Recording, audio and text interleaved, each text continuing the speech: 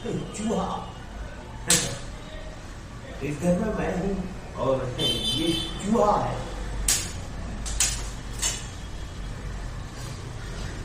चाहता तो इस लेख का शीर्षक मैं और चूहा रख सकता था, पर मेरा अहंकार इस चूहे ने नीचे कर दिया है। जो मैं नहीं कर सकता वो मेरे घर का ये चूहा कर लेता है। जो इस देश का सामान्य आदमी नहीं कर पाता वो इस चूहे ने मेरे साथ करके बता दिया। बैठे बैठे कुछ खा रहा है, खा रहा है कुछ। जब छोटे भाई की पत्नी थी तो इस घर में खाना बनता था।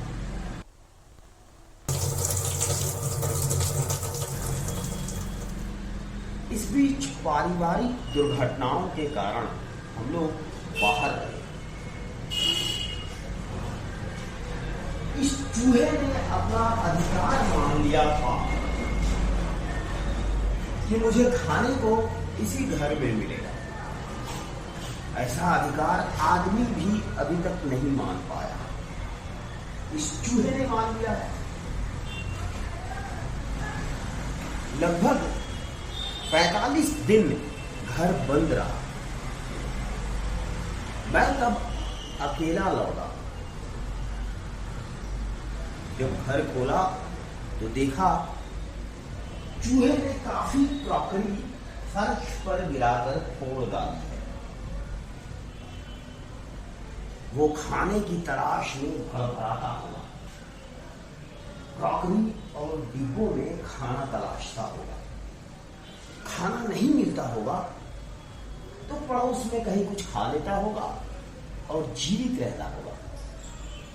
हाँ, पर घर उसने नहीं छोड़ा। उसने इसी घर को अपना घर मान लिया था। इसी घर को देखो कितने आराम से बैठा हुआ खा रहा है, कुछ मिल गया है उसे।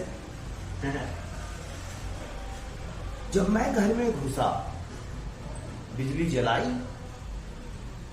तो मैंने देखा कि वो खुशी से चहकता हुआ यहां वहां दौड़ रहा है।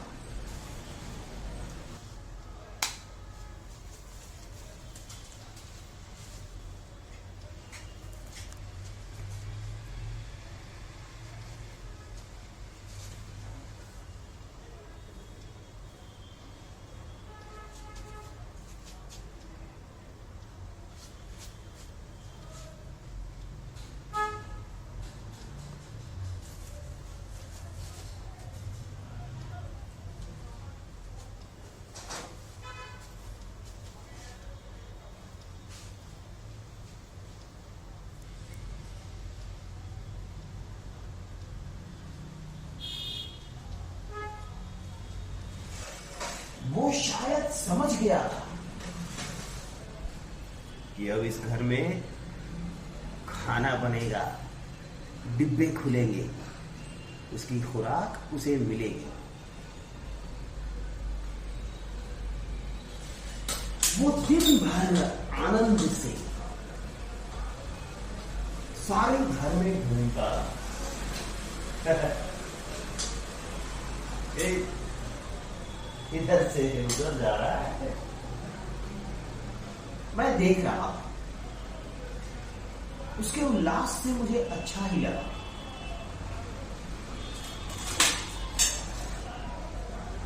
पर खाना बनना शुरू नहीं हुआ।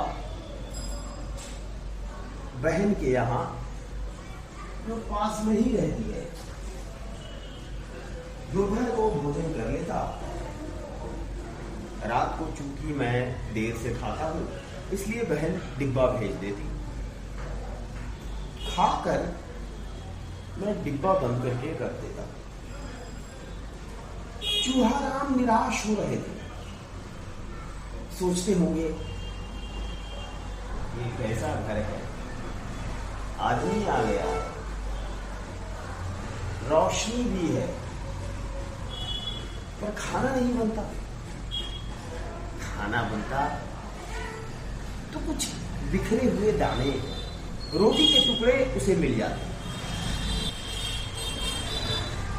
मुझे एक नया अनुभव हुआ। रात को चूहा मेरे सिर की तरफ मच्छरदानी पर चढ़कर गुड़गुड़ाता।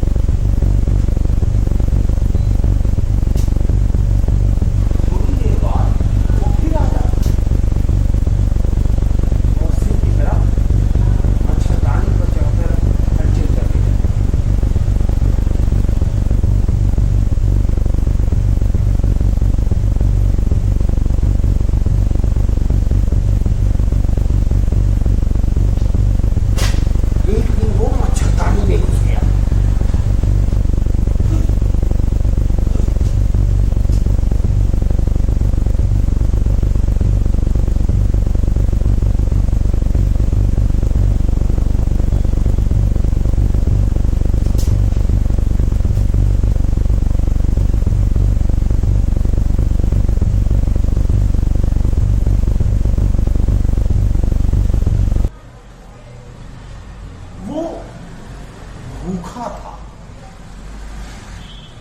मगर उसे सिर और पांव की समझ कैसे आई? वो मेरे पांव की तरफ गड़बड़ नहीं करता, सीधे सिर की तरफ आता और हलचल करने लगता। एक दिन वो मच्छरदानी में घुस गया। मैं बड़ा परेशान, क्या करूं? इसे मारूं? अगर ये किसी अलमारी के नीचे मर गया तो सड़ेगा और दुर्गंध से सारा घर भर जाएगा।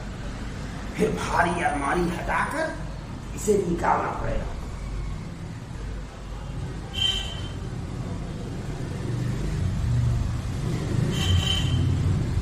दिन भर चूहा भड़बड़ाता और रात में मुझे तंग करता। मुझे नींद आती, मगर चूहा राम सिर के पास गड़बड़ करने लगता। आखिर एक दिन मुझे समझ में आया, चूहे को खाना चाहिए। उसने इसी घर को अपना घर मान लिया। वो रात को शायद मेरे सिरहाने आकर यही कहना चाहता है, क्यों बे, तू आ गया है, भर पेट खा रहा है? मगर मैं भूखा मर रहा हूं। मैं इस घर का सदस्य हूं, मेरा भी हक है। मैं तेरी नींद हराम कर दूंगा। फिर मैंने उसकी मांग पूरी करने की एक तरकीब निकाली।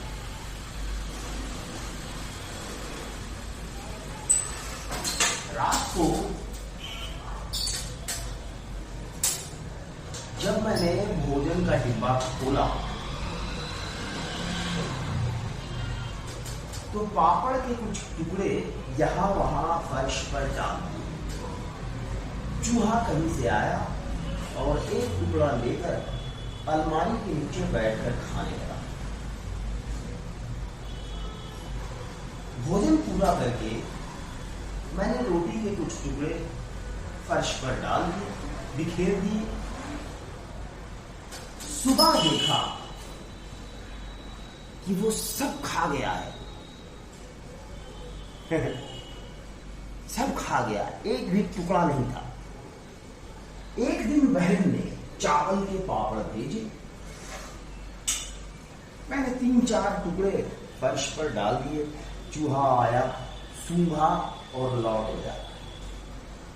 उसे चावल के पापड़ पसंद नहीं। मैं चूहे की पसंद से चमत्कृत रह गया। फिर मैंने रोटी के कुछ टुकड़े डाल दिए। वो एक के बाद एक टुकड़ा लेकर जाने लगा। अब ये रोजमर्रा का काम हो गया। जब मैं भोजन का डिब्बा रात में खोलता, चूहा कहीं से आता और देखने लगता। मैं कुछ टुकड़े डाल देता, वो टुकड़े उठाकर ले जाता और खा लेता।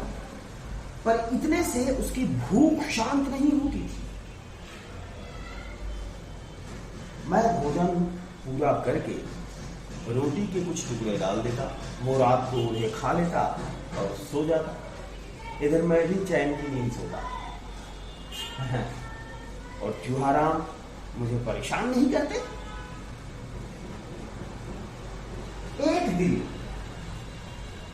एक दिन वो अपने भाई को ले आया।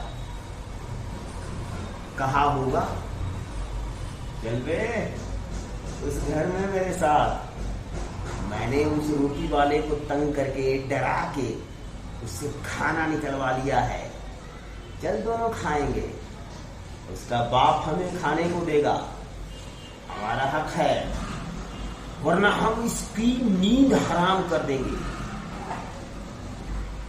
अब दोनों चूहारा मजे में खा रहे हैं।